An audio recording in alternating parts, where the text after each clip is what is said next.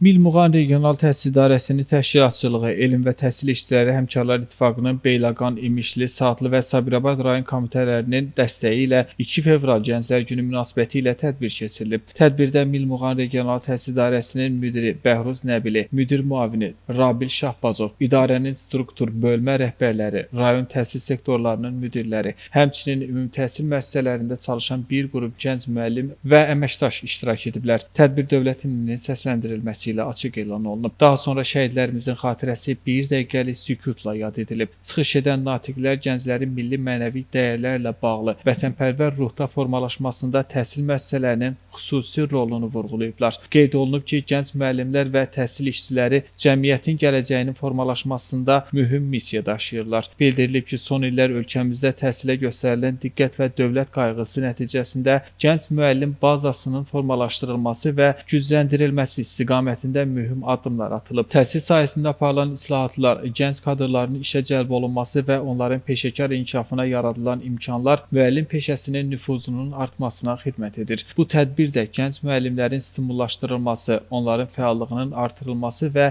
təhsildə keyfiyyətin yüksəldilməsi baxımından xüsusi əhəmiyyət daşıyır. Onlara peşəkar fəaliyyətlərində uğurlar arzulanıb. Tədbirin sonunda Beyləqan, İmişli, Saatlı və Sabirabad rayonlarından olan bir qrup fəal gənc müəllim müxtəlif nominasiyalar üzrə təltif olunub. Onlara fəxri fərmanlar və hədiyyələr təqdim olunub. Rəsmi hissədən sonra görüş bədii proqramla davam edib və iştirakçılar üçün bayram əhval-ruhiyyəsi yaradılıb. Uşaqlar rəqs nümunələri və mahnı ifaları ilə çıxış ediblər. Qurban Vidadioğlu, Həcər Həsənova, Aydın Yavərzadə bu gün informasiya proqramı üçün.